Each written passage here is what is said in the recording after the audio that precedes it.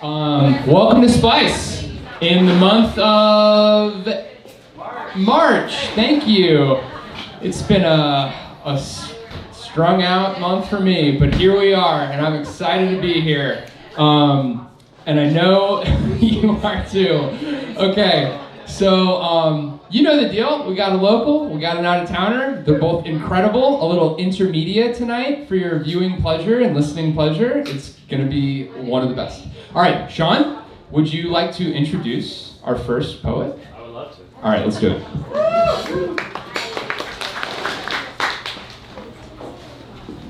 All right, welcome.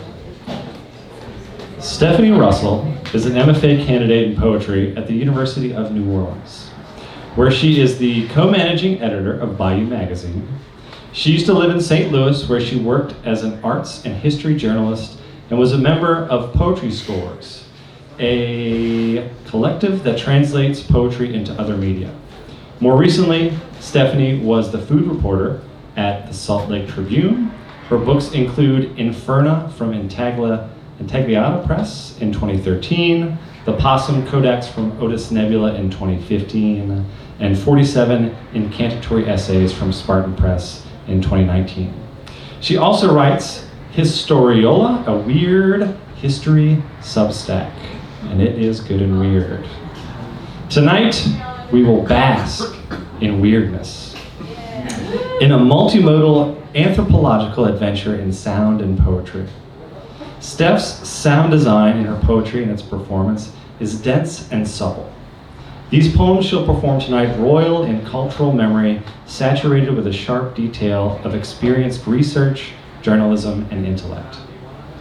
Mark Stevens, in his essential new book, Class War, A Literary History, emphasizes that repetition is as much about the production of difference as it is about similitude, that it opens up an ideological fracture within the space of language.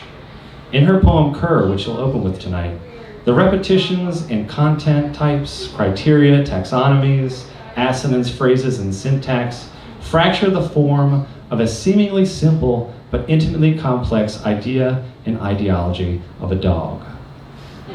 We stroll into this sociosonic chiasmus where words and their ideologies are folded into an origami dog that vibrates with a fresh authenticity towards a post-Platonic dogness.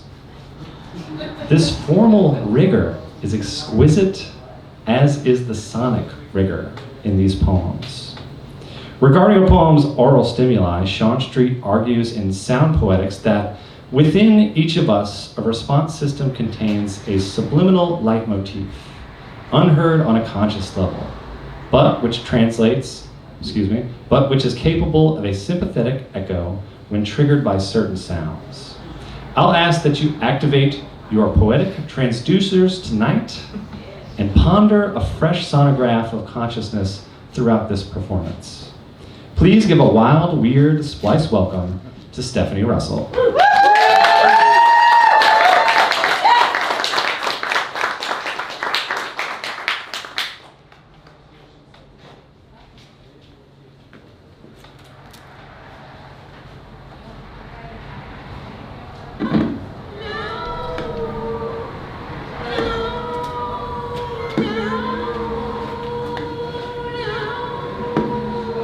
Cur.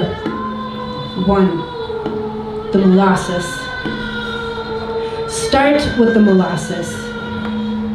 Snout to withers to tail, big as a wild swine, sent to battle with buckets of flaming naphtha strapped to his back.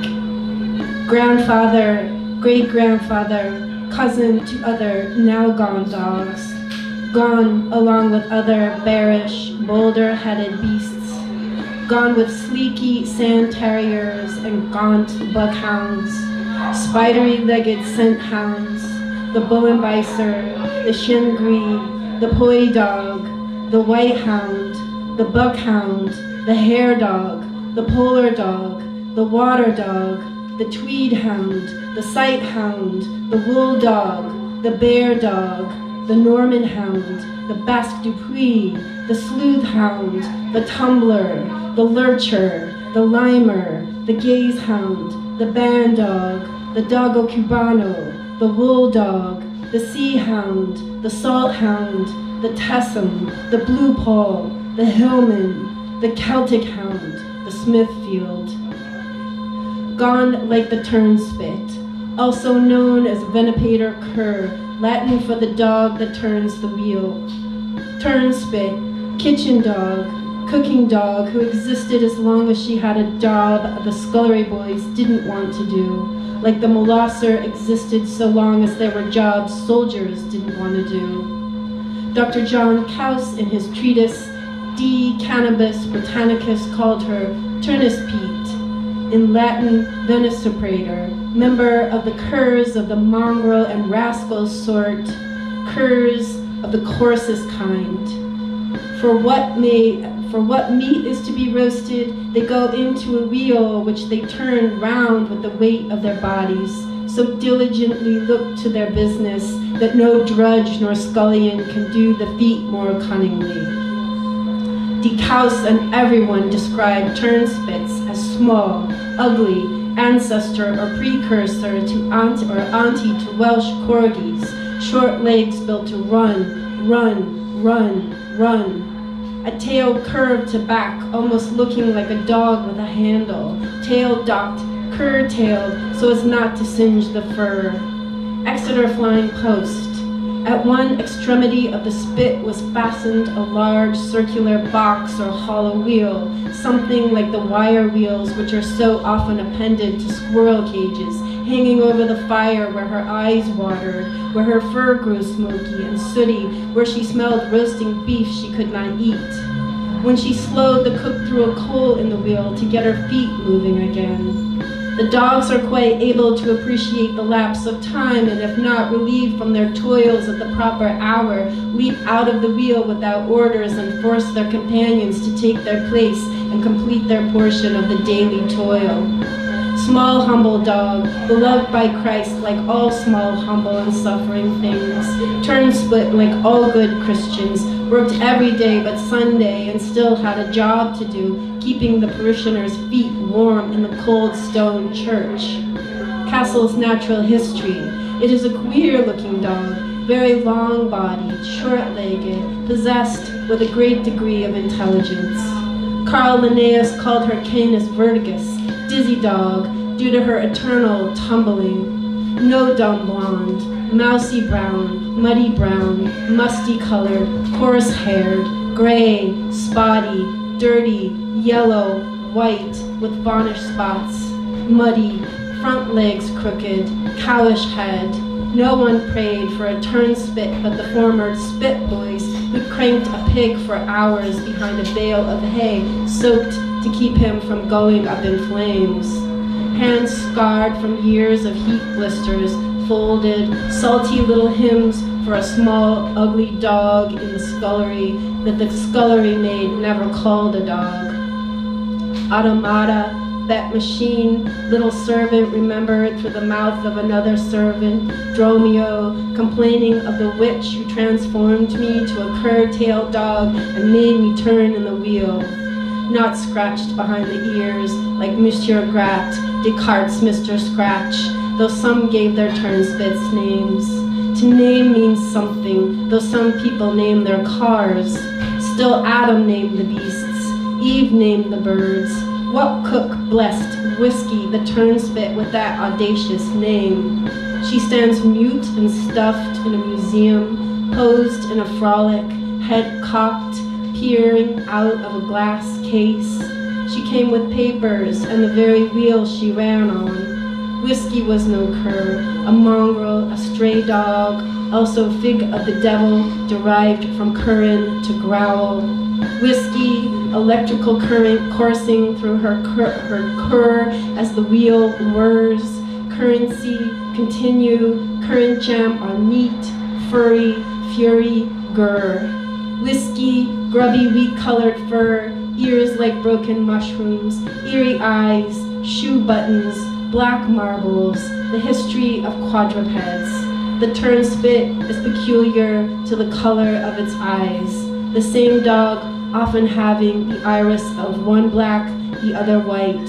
a bold, vigilant, spirited little dog. Whiskey in her blue painted box, a branch of fading silk chrysanthemum hanging over her crooked little back. In 1875, Newcastle's Weekly Courant advertised a handsome reward for the return of Morbeth, a young turnspit dog, light brown color, long tail tipped with white spot which goes about halfway round his neck, stolen about a fortnight ago from a gentleman's house in Pilgrim, Newcastle. Named, not loved, sought like the fine square Riga timber, 20 to 40 feet long, was sold in the same town.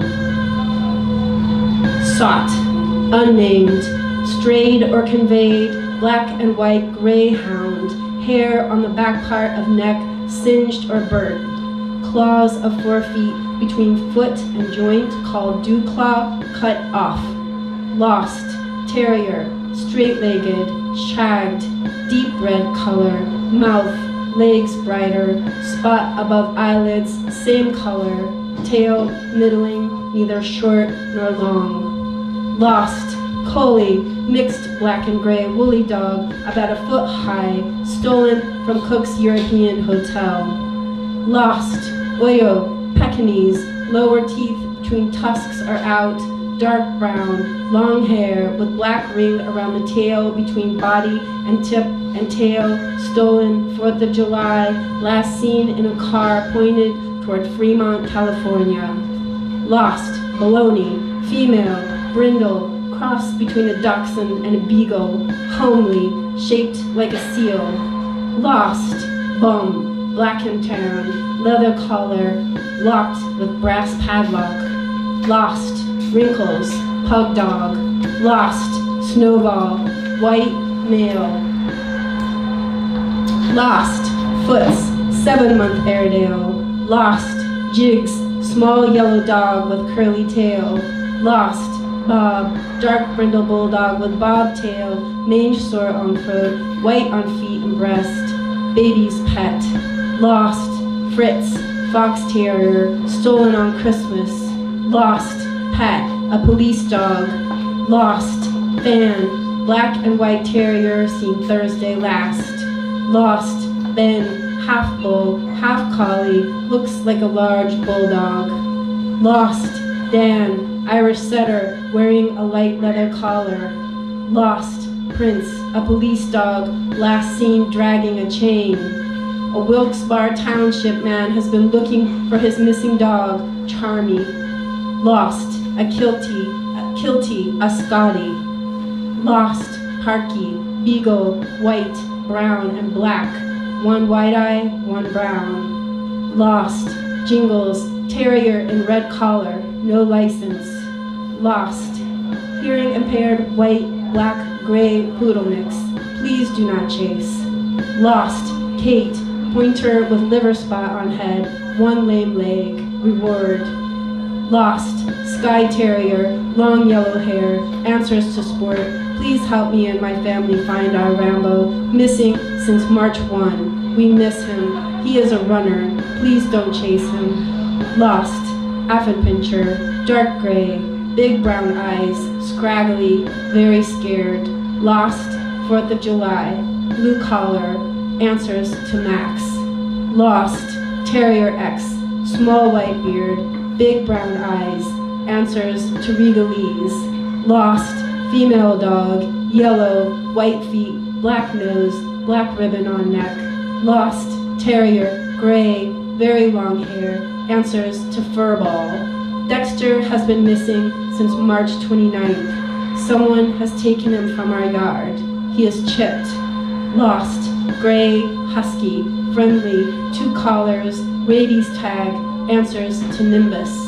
Lost, blue heeler, black, gray, wears turquoise magenta collar with geckos. Lost, Pomeranian, red, fluffy, no collar.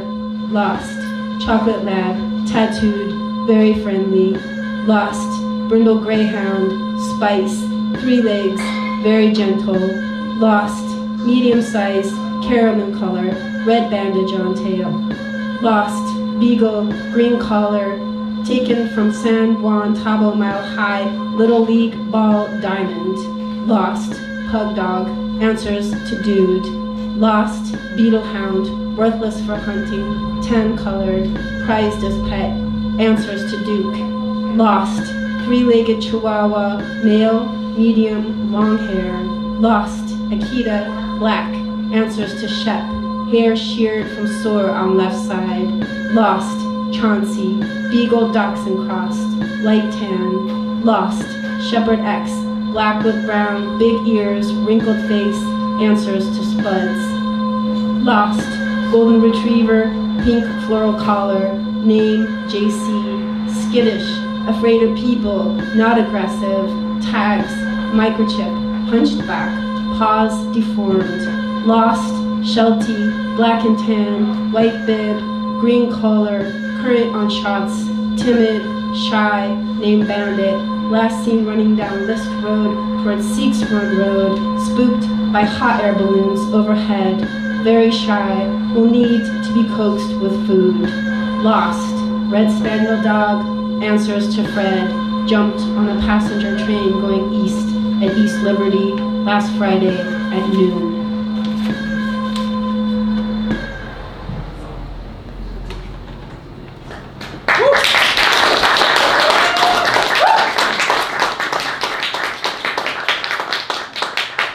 That's a work in progress. Oh, it made me sweaty.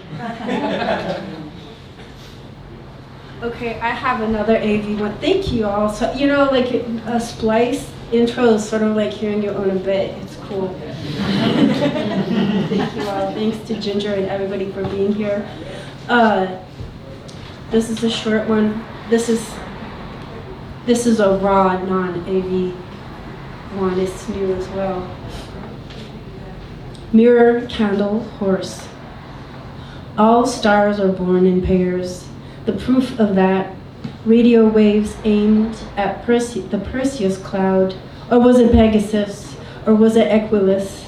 We break a mirror, we break a horse, we light a candle with a burning twig. The sun's twin is long dead. I don't know when it burned out. One of your oldest memories is pulling a string to turn on a back porch light. The bulbs glow smothered by dead moths in the globe, and outside in the dark, the keening of cicadas. I remember pulling a string on a bedroom light upstairs, balanced on a small table built for children, falling through space, landing hard against something that cut my face. If wishes were horses, if wishes bloomed open with blown out candles, if mirrors recorded what they saw and saved it for later, if fire and herds and silvered glass were more than just what they are, I'd command the world. Okay, now when I speak, I turn into everyone's sister. When I speak, I shine like a red horse after it runs for miles. I shine like a big flame on a cheap candle. I shine like a lost hand mirror in the ruby wilderness. I have one last one.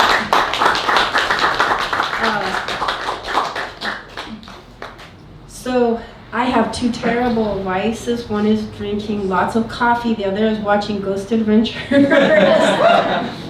And I figured out, okay, I don't feel quite so bad because I figured out the reason I like it so much is Zach Bagans, who's their lead investigator, has such a loose grasp of grammar, syntax, vocabulary, this dude. And like, if someone says, let's play a drinking game, every time they say dude or bro, take a drink, don't do it because you will die.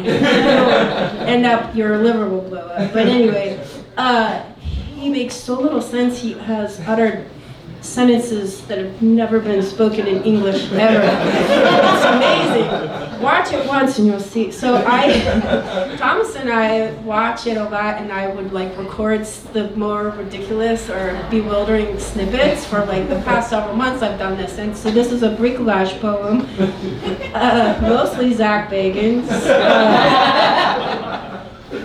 So if you've seen these paranormal shows, you know they use these little bitty recorders to capture EVPs, electronic voice phenomenon, but ghost voices. So what I did on this recorder, like the first person to capture supposedly ghost voices was this guy, Rowdive, so they called them Rowdive voices for a while. So I took one of the first ghost snippets ever recorded and chopped and screwed it in Adobe, and then I recorded it back on my recorder. So it's kind of like a little hipper than it was in Latvian, 80 years ago. So this is called A Ghost Story. And I just recorded you guys. I'm awesome. This is okay. I just recorded you again. Sorry. I would make an awesome ghost adventurer, as you can see. I'm like so into the tech that. Here we go. A ghost story. Imagine like a spirit zoo, like all these different cages and exhibits for these ghosts. I could just see them in these rooms, sitting on those beds, just staring at you in this little room back here, and some of those secrets can still be seen today. We moved to the old general store, the site of rituals with stick dolls, the forest. We did some research. There is, in fact, a witch camp. The witch camp is a group of well over 100 people that live there. They do pagan rituals. It's in the woods here, very, very close. I want to personally thank this tree branch for preventing me from climbing any higher. That's got to mean something. What if that means I'm the chosen one? I stand in the circular marker, and that bird somehow connected with the energy of these oscillating lines and came in. And at that precise moment, the energy spoke to the bird to come in and defecate on me. A bat flying very strangely before the camera starts going in and out of focus, because at the same time that we received the mysterious breathing, we captured a bat flying around very strangely, and it even lands on each of the stick figures. Could the energy vortex in and around these dolls be affecting the bat's internal sonar? Do you think that this water buffalo witnessed those murders? Could these creature-like demonic figures be lurking down in the bowels of this once violent saloon? Hey, Irene, I heard you like to tickle toes. You want to come tickle my big old long toes? This is going to sound so odd, but you know when you have your crack showing and someone puts something in it? No joke, that's what I felt like. And I jumped. This thing is toying with us. Who are you? I guess there's astronomers. I can't say it. Astronomers, astrophysicists.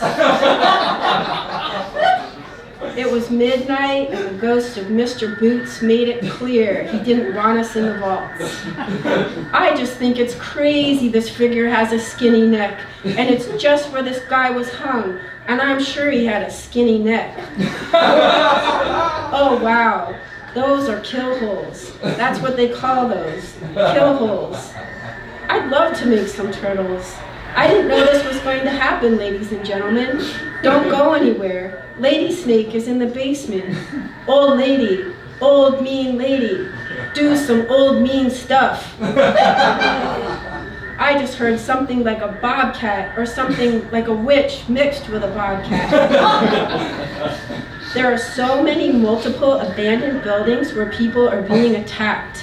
There's also some residents doing rituals to summon those very spirits in the very buildings they own. We have validation. These windows were clean before we got here. I know you're running from us. That's what little children do. When we come back, we're going to bring you some candy. We're going to bring you some toys. I feel you will speak to us when we bring those toys back and put them on these window ledges right below your handprints.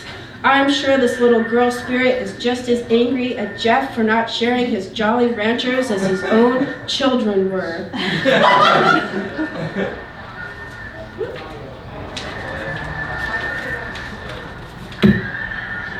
We learn of a legend derived from Cornish folklore.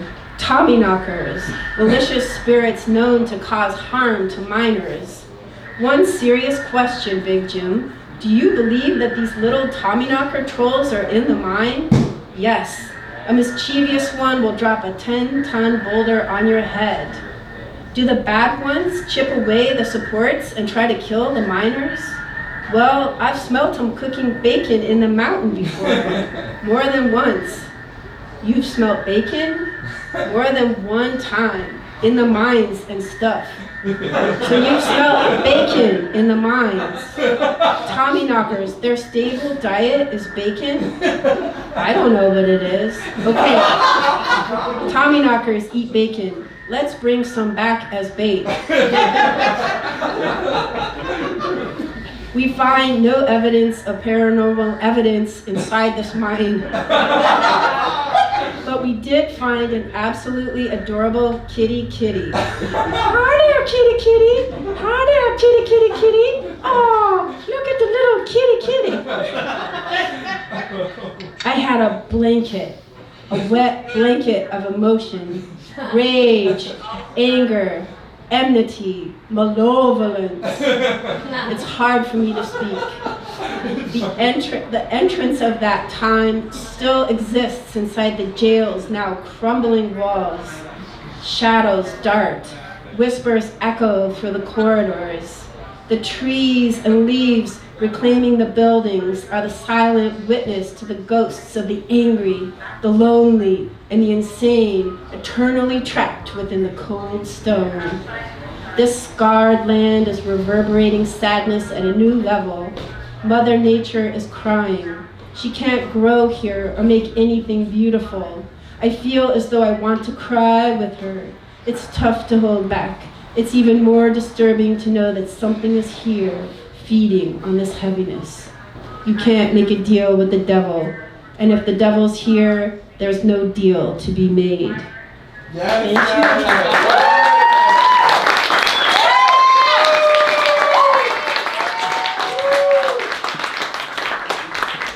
Keep it going for Steph Russell. Oh, that was amazing. Gotta reel it in now. Wow. That was funny. Gotta catch my breath. Great. Our next reader, Ginger Coe. It is my pleasure and honor to introduce.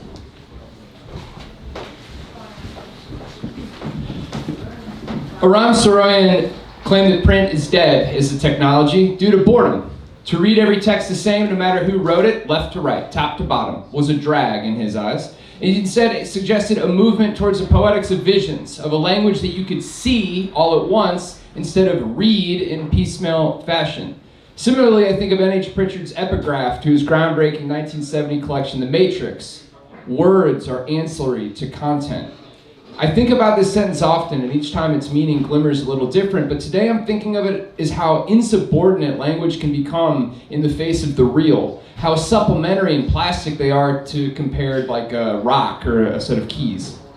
Ginger Coe extends the lineage with these radical poets above, as she is a poet who recognizes the shortcomings of our primary poetic technologies in the throes of painful, brutal, and deadly capitalism, but one who also celebrates the fact that, quote, where there is technology, there will be hackers. Coe's last book, Power On, was simultaneously launched as a free app which encourages user-friendly collaborations between reader and speaker, infiltrating the digital tech that by and large has always developed into weaponry of some sort, don't at me, thus questioning the structures a la critics of AI and its adjacent technologies such as Meredith Broussard and Sherry Turkle, whose research spotlights how foundationally racist, ableist, and gender biased these so-called tools in fact are at their core. She has another digital project called NFP, Non-Fungible Poem, a one-to-one direct exchange of poem for poem with digital strangers, and another forthcoming which activates collaboration in the form of digital bubblegum balls. In other words, a real hack job. In a recent interview, Coe states, I think that the Capitalocene era says, I dare you. When systems of power extract resources and energy from people and things, that type of move is a translation of, what are you going to do about it? End quote.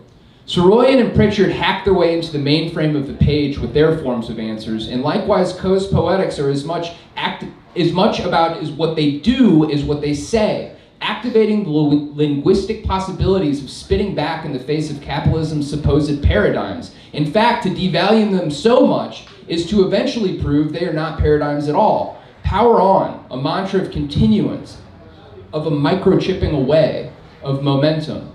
A currently unpublished manuscript, Bitter Bitter, a series of epistolary apostrophes, among others some to a lover, an employer, a childhood teacher, summarizes the approach in Capitalism's Disgust. Quote, when I wasn't in your classroom, grown-ups were petting me on the little mound between my legs, were teaching me about how money makes people feel things, inflects every decision about how they treat people, strangers, acquaintances, and kin. End quote. Well, let's push the cash out of all of our brains for the next half hour, if only for a moment, if only for a momentum. Everyone, please give a warm welcome to Ginger Cup.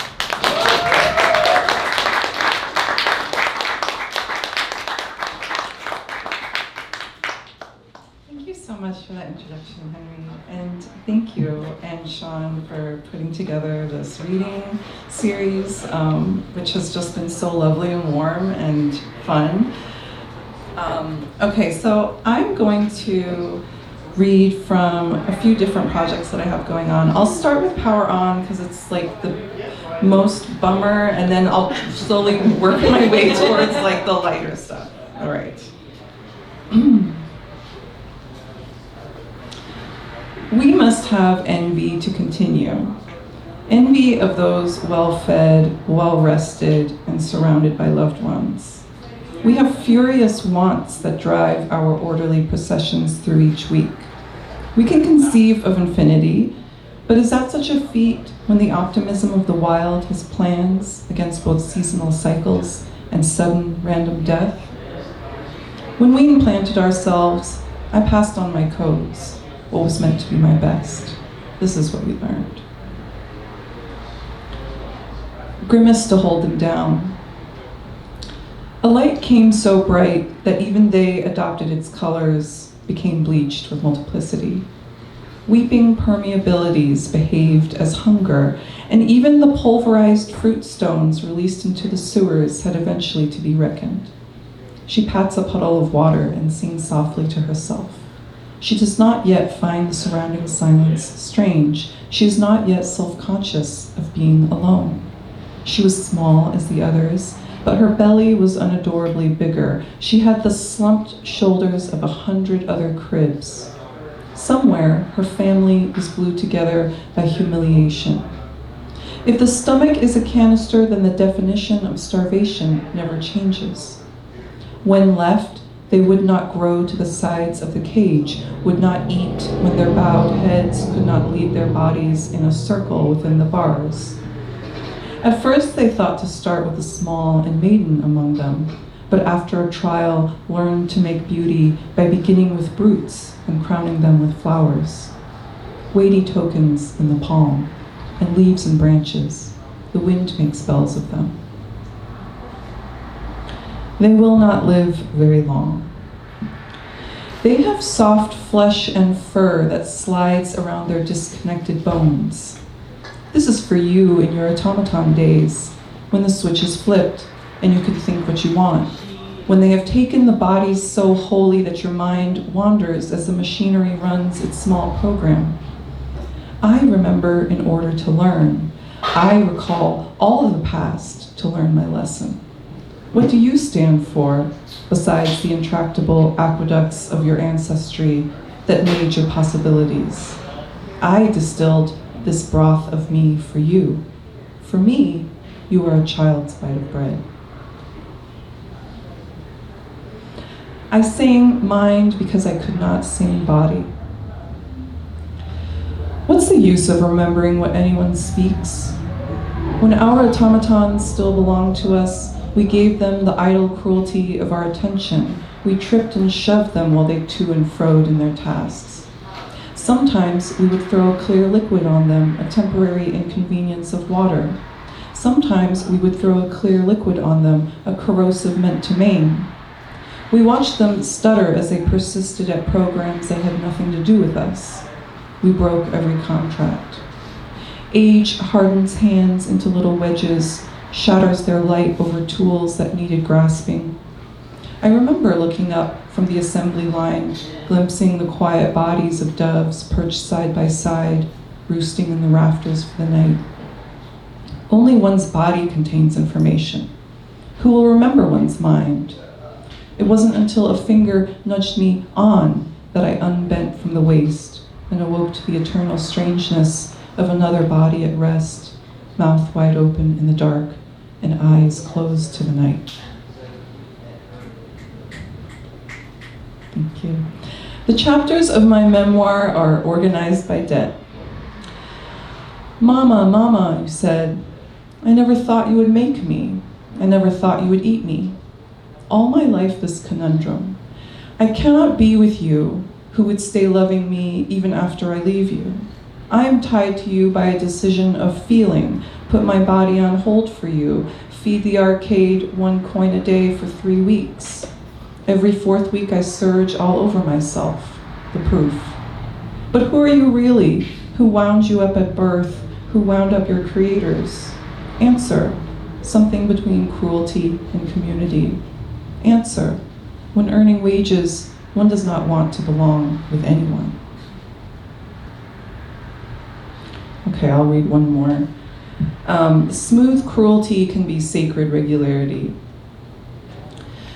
The powerful want so much to be our siblings, to acknowledge relatedness to monstrous poor. They see themselves in the finely bred birds that cry out until they die at laying age. We throw blood as punishment. We were taught to bleed bright for show, the dark thick meant for unrecorded offings. Every so often, we need to be told a story as if misted from a light rain. Some of us can broadcast uncaringly, but some would rather remain silent than provide something to ridicule or fear. 2 halves slip away from a pair of shears, the revealed flesh reflecting a crowd of insects that clatter brightly to the ground like a handful of beads. We were taught that only one species can take antlers and guns both. You cannot get your supply of meat and keep your supply of milk from the same animal. You must have multiples. Our parents allowed themselves to be annihilated, and it was recorded that they were conquered. Secreted away by difference is that their allowance was a power forever inaccessible to the settlers, a decision to walk into the water rather than serve in the fields. No benefit to forming families when all were politicians. Does it become a responsibility that you could bring another joy by being near? Euthanizing winning racehorses reaches back into the past, neutralizes spore, turns it into a metaphor. But the animals do not just slink and flit from roadside trees, they lead lives with each other away from humans.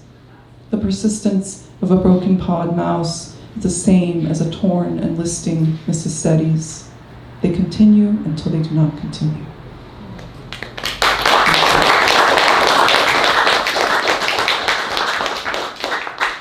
Okay, I'm going to read a selection from the manuscript that Henry referenced, Bitter Bitter. And the section that I'm going to read from is very meaningful to me because it was published by Tilted House, which is a group of folks who I really admire. I love everything that they're about and everything that they do. So the fact that they published this really means a lot to me. It was the validation I was looking for. Okay, so this one is called Dear Unless, and it's my poem to my boss. All right. Dear Unless, please accept this letter as notice of my resignation. I sincerely thank you for the opportunity to work for you. I must leave. My hurt failed to achieve complexity and became self-pity. It became a collector flood that clutters belongings and decompartmentalizes life form designs. I took refuge in the fantasy of a life that is demanding but facile, a lover who finds new ways to fall in love with me, rather than the lover who fell in love once, long ago, relying on that fact for as long as they could. The world violated my secrets, and everyone else required me to be made.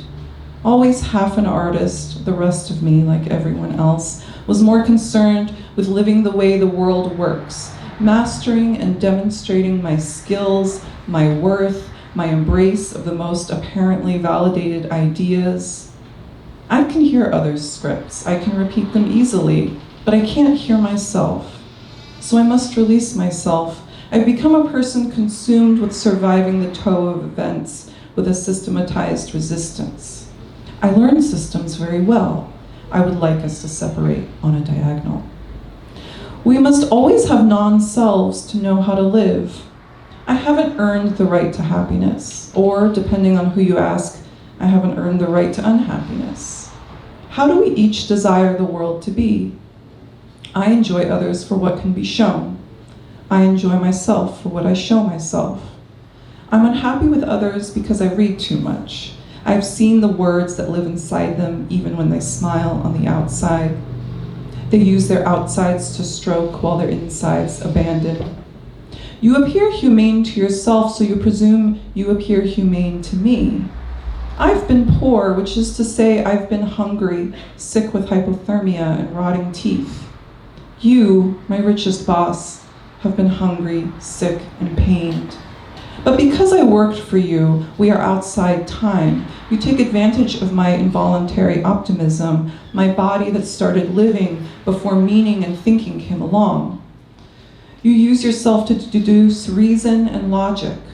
You use me, too.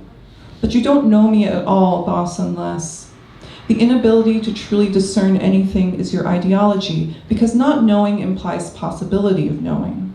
But I am outside. You think that on the other side of your darkness is light.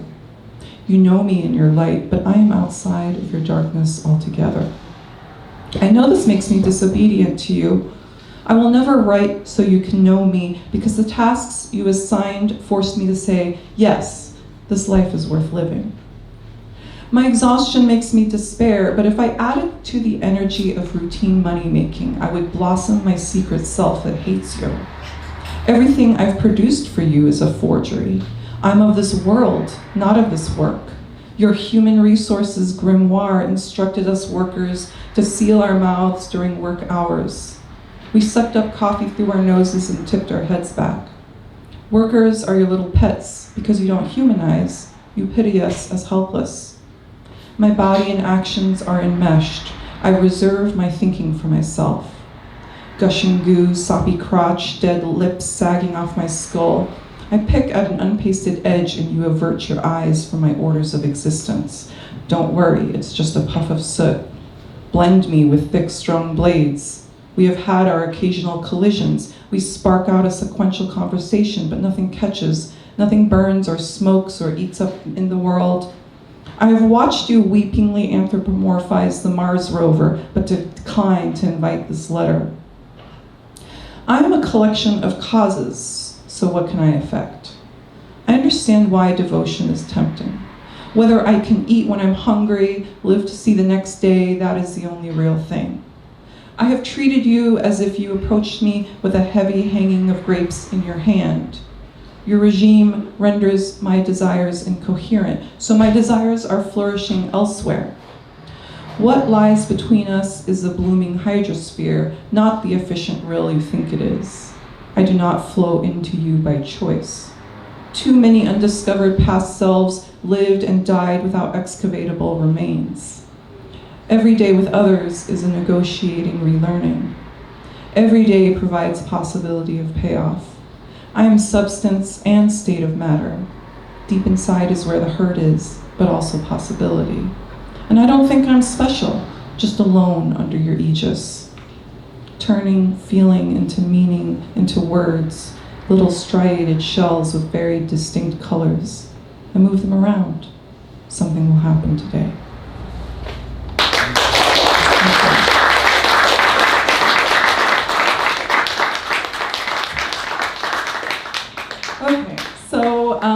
last few poems, they're all titled I'm Not a Wife, and they come out of my attempted analysis of the people I live among, which is Montgomery County, Texas, like one of the reddest counties in the state. Of course, I'm talking about patriarchy, but like to kind of like distill it to like the specific Texan flavor, I feel like the system is that like it's a daddy lover culture in which you're either a daddy or a daddy lover, right? And so if you're a wife, you're obviously in the daddy lover category. And I don't love daddies, okay? So I'll read two of them, and then I have three of them that are like on these. So one of them is a film, and one of them is kind of like these half tongue-in-cheek, like TikTok style videos. So you'll see what I'm talking about. Okay. I am not a wife, though I've been one for most of my life. Promiscuous and convenient, with too much makeup and not enough bone. I could almost be a movie star, and so many have promised that pain is transformative. In a dark room of a high apartment, he held me down, the windows open to the sounds of the street below. It was a late summer evening, concrete giving off damp shadows to the breeze, and I make many truths, varied and unequal. All the wives I come from had their fictions. I tried it too, of course, but it was too tiring. I would like to not look down on the energy of their need. Forever apart and feeling I should be whole. Says who? I married whoever wanted to talk. Our inability to change turns selfishness into a right, and how many are truly changed by any encounter when there is no victim or aggressor? I have been married to my mother, to friends, to men. I have adopted their every selfish desire, thought their calculation of my use was real seam. The dowry was that delusion.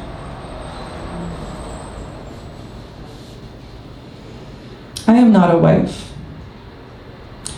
And now that I am not, I am king of the castle. My castle forbids, it is the field of my privacy. I open the door to my installment ownership, and ties to the outer world are slashed, hang limp in the air like loosened spider threads. I scatter. I don't notice a damn thing. I live unbeholden. My concerns are about me and me only, our first press pure, decanted into custom bottles that I line up next to the bed. I drop vigilance into the garbage disposal, shed persona onto the floor. I wheel around the rooms and relax. It's impossible to live with others. I make no room for anyone else except the cleaning crew, my little invisible assistants. They weave wraith-like between my inanimate objects. Okay, I'm gonna pull up my videos.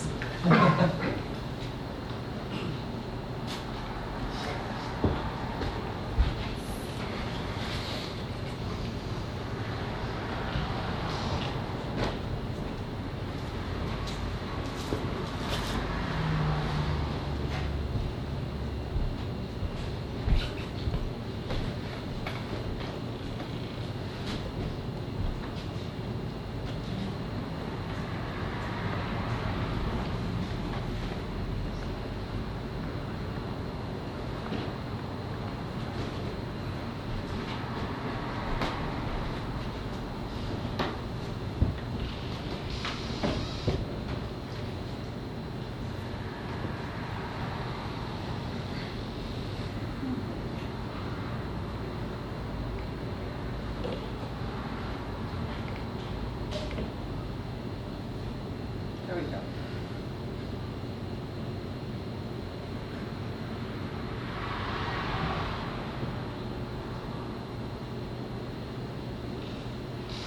There we go.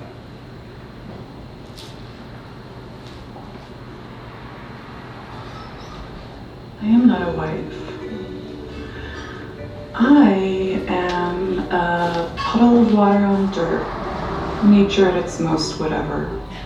I don't believe any lessons. You could call me a sovereign citizen, though that never accomplishes much. Don't arrest me. I have a family of children. That would be the easier path toward pardon. But I have seen my own father turn into a wife in front of his wife and children.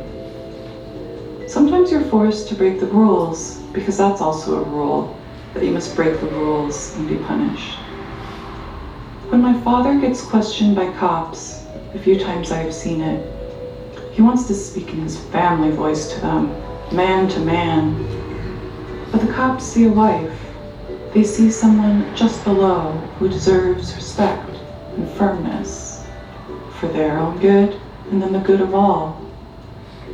Do you understand? The cops ask. My father speaks English with an accent, and you can guess his physical appearance from the moment you find my name.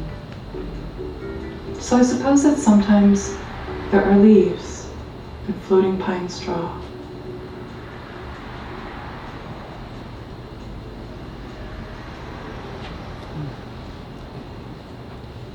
And here's my TikTok videos.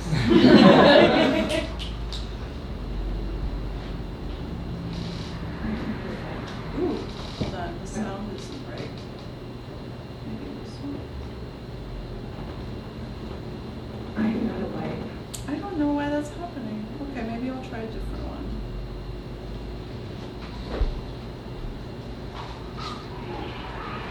I'm not a wife, but the unwives will never not see a white face. He floods their lens on a white face, and it sounds like, I need such and such from you at such and such time. Or, we are involved in this together, so I will be looking at your work.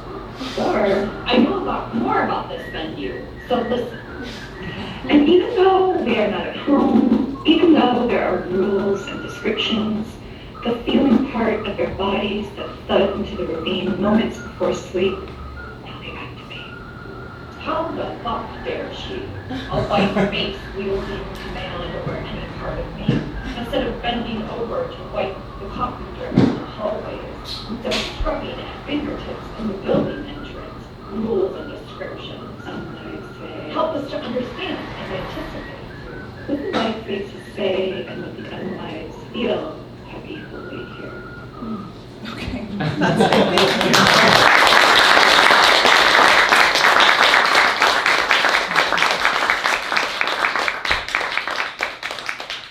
Keep it going for Steph and Ginger.